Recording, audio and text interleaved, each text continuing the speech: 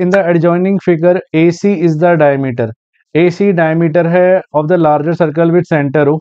AB जो है वो टेंजेंट है टू द स्मॉलर सर्कल। कह रहे हैं ODR है। कह रहे हैं बताओ BC कितना होगा।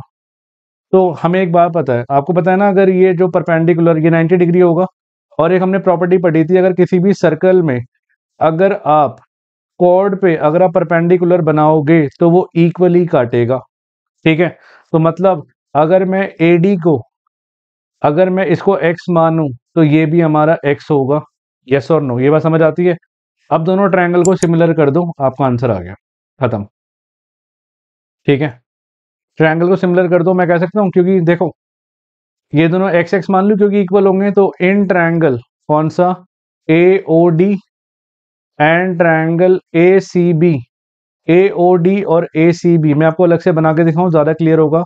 AOD हमारा ये रहा, AOD, और ACB हमारा ये रहा। ठीक है, ACB, इन दोनों में दिख रहा है आपको एंगल ए कॉमन है, और आपको दिखाई दे रहा है ये वाला एंगल 90 का है, और ये वाला एंगल भी 90 का है। आप बोलोगे सर ये वाला एंगल 90 का क्यों है? भाई ये वाला एंगल 90 का इसलिए है because angle in a semi circle is 90 degree. Angle in a semi circle is 90 degree. ये वाला एंगल 90 का क्यों है?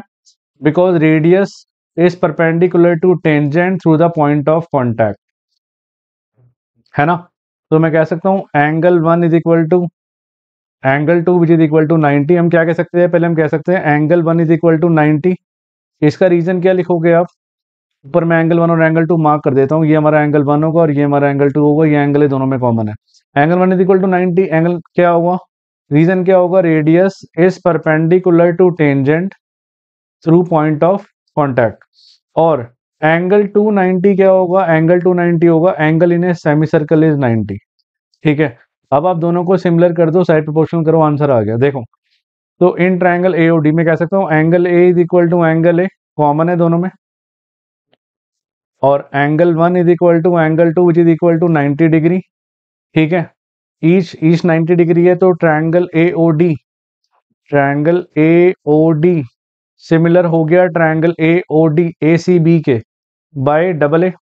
साइड प्रोपोर्शनल करना है इनकी, AO अपॉन AC क्या आएगा, AO upon AC is equal to OD upon CB, OD upon CB is equal to AD upon AB, AD upon AB। ठीक है, तो हमें OD पता है और CB निकालना है हमने, तो ये लेंगे हम, और हमें AD और E, तो इन दोनों में आप वैल्यू डाल दूं, तो OD की जगह मैं क्या लिख सकता हूँ R, CB मुझे निकालना है। AD की जगह मैं क्या लिख सकता हूँ, AD की जगह X, है ना, AD X था हमारा, और AB की जगह ध्यान से देखो, अब AB क्या है मेरा, AD क्या था मेरा, AD था X, और ये क्या था मेरा AB X plus X, that is 2X, तो AB जो लिखेंगे हम 2X। ठीक है, आप इसको कट करोगे, क्रॉस मल्टीप्लाई करोगे तो 2R आएगा, तो CB की वैल्यू कितनी आएगी, 2R। तो 2R का मतलब हुआ कौन सा ऑप्शन हो गया, option number C is the answer. कितना अच्छा क्वेश्चन आया देखो बोर्ड में, CBSE बोर्ड में आया क्वेश्चन ये। ठीक है, ऑप्शन नंबर C आ चुका है।